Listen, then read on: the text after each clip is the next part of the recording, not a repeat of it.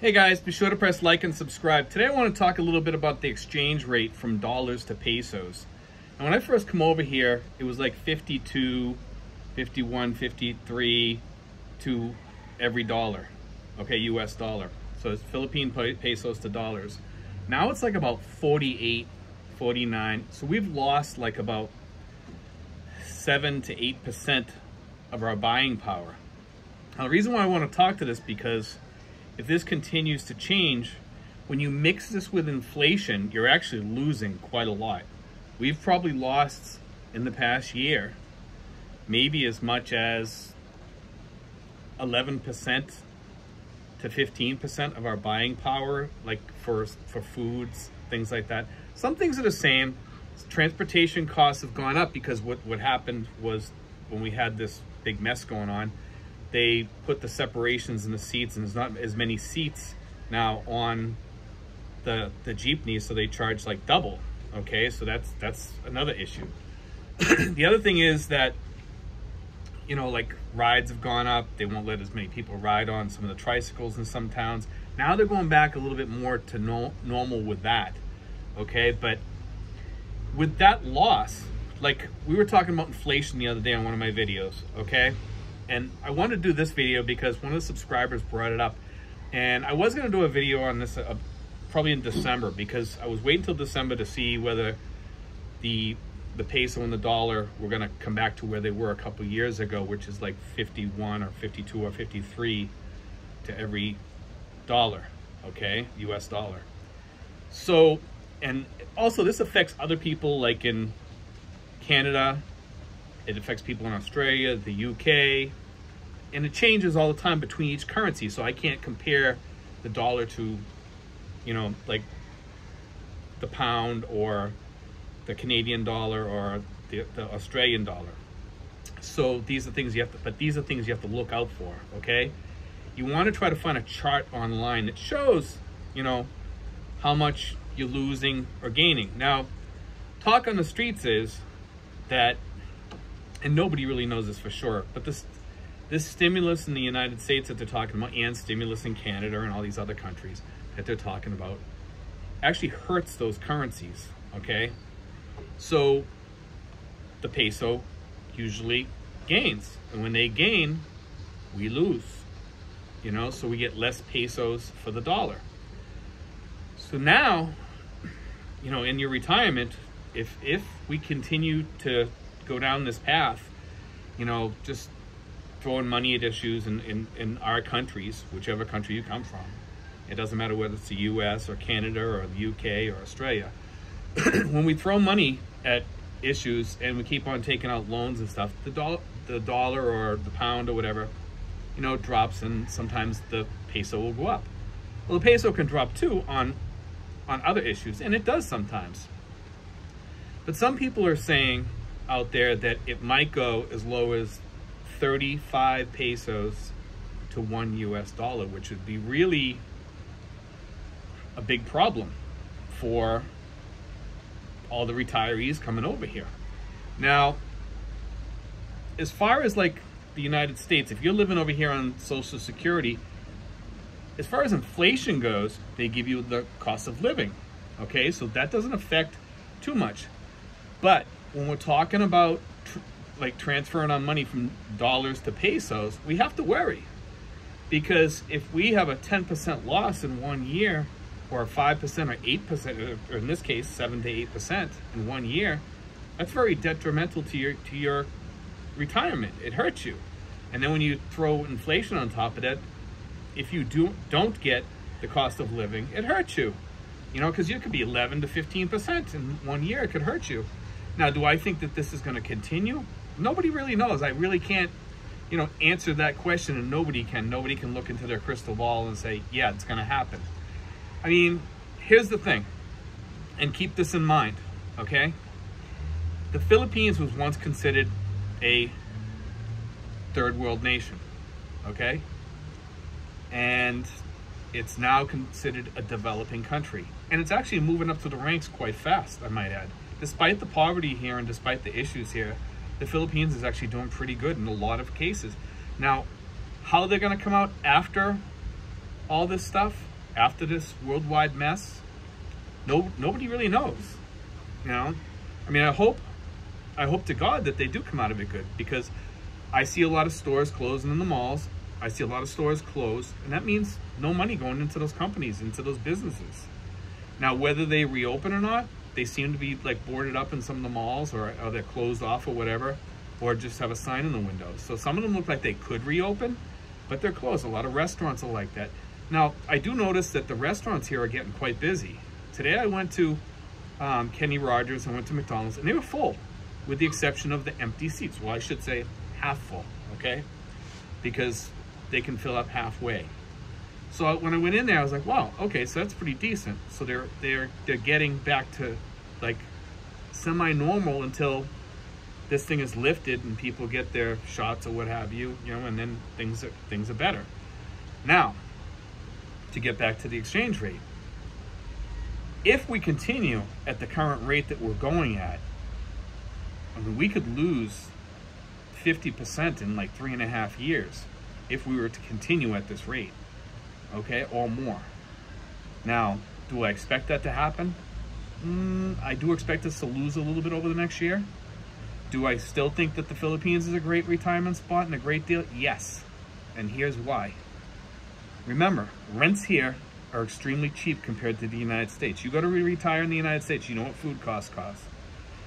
You buy a Big Mac meal in the United States, you're paying anywhere from $8 to $12 depending on where you live in the country, okay?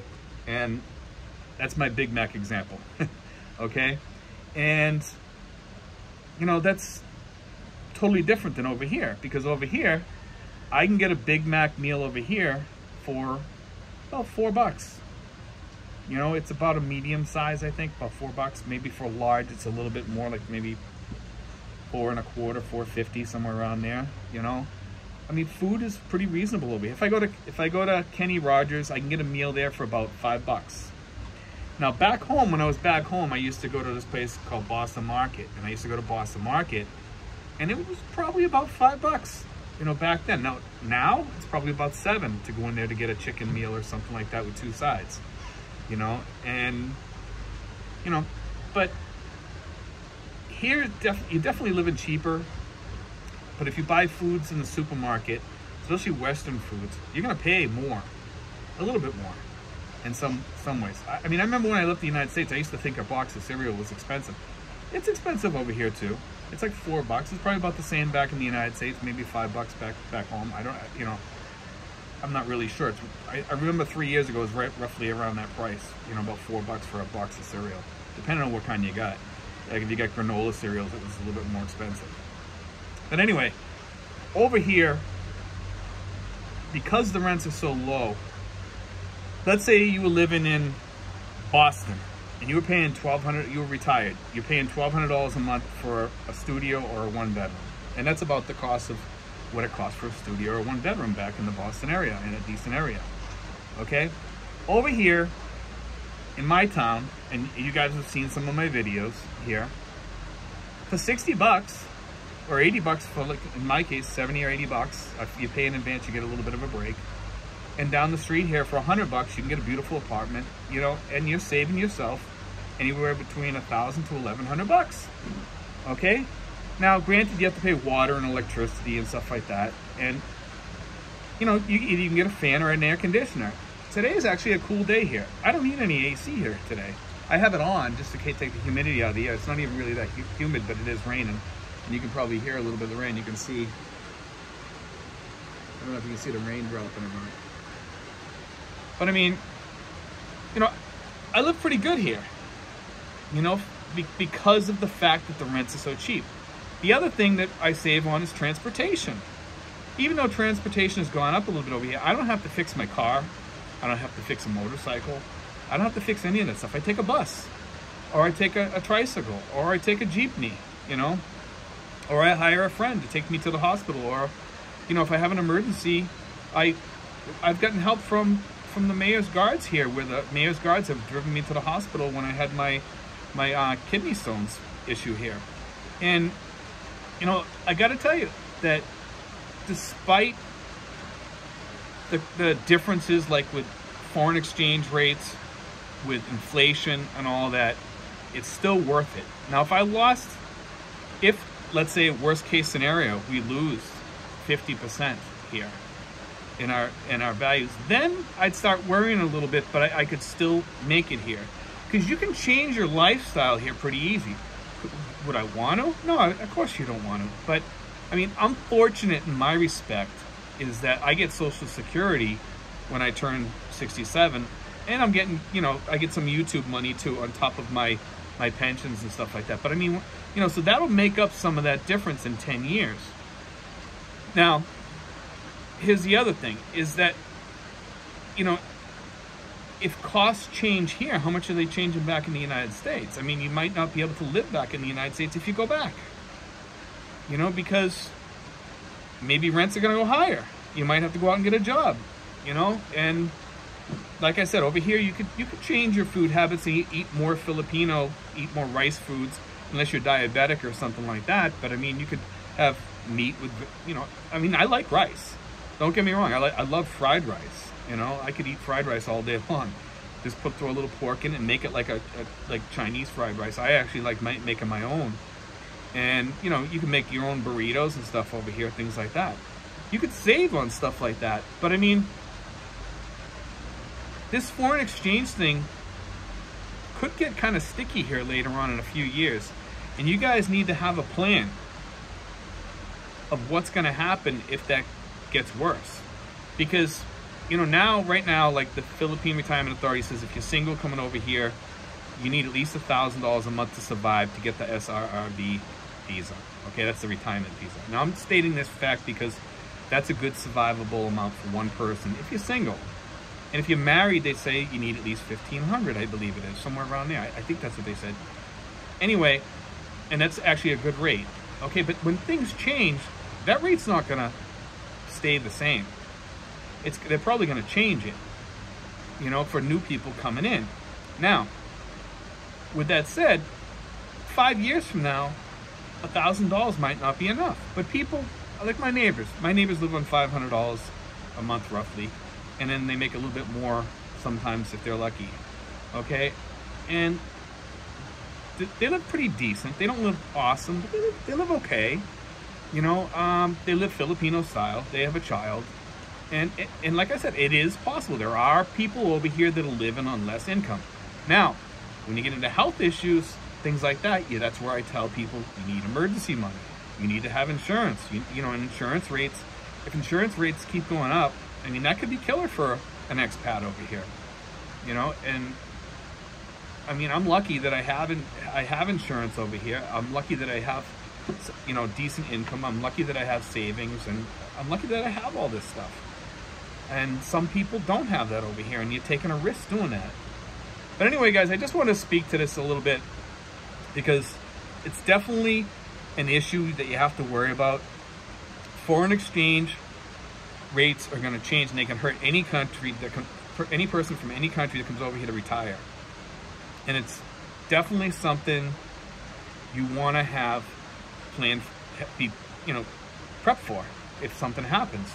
And some of you guys are coming over here and you're asking me if you can live on $1,200 a month. Sure you can. The question is, how long can you live on $1,200? Is your pension going to give you cost of living raises? To be honest with you, I don't think much is going to change with the conversion rate that much.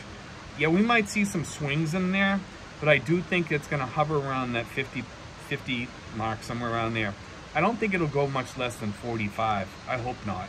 Otherwise, we got some substantial issues, you know, because I do think that this thing is going to hit the Philippines a little bit sooner or later, and it might take a while. It takes a while for things to kind of blend in over here, more so than the United States. It takes longer for it to hit the market, for it to hit the people. People are survivors over here, more so than the United States. In the United States, people cry quicker when there's a hardship. In the Philippines, people can take the hardship and rattle through it like it's nothing.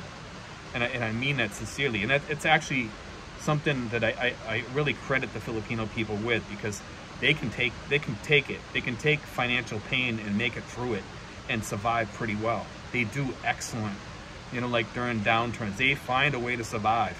They find a way to make it through. They make it through whatever it takes, you know. And Anyway, God bless, guys. I hope that little talk helped a little bit. I had to get that out of my system because of the fact that, you know, when somebody spoke to me about it, I was waiting until December to do the story because I was hearing that it was going to go back to normal. So I wanted to see if it went back to normal, but it doesn't seem like it's going to go back above 50 for a while because we got the new stimulus coming out. That's going to kill us. So we have a lot of issues going on in the United States right now.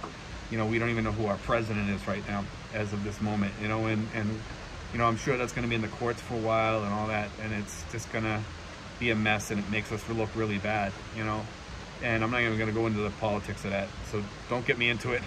But anyway, guys, take care.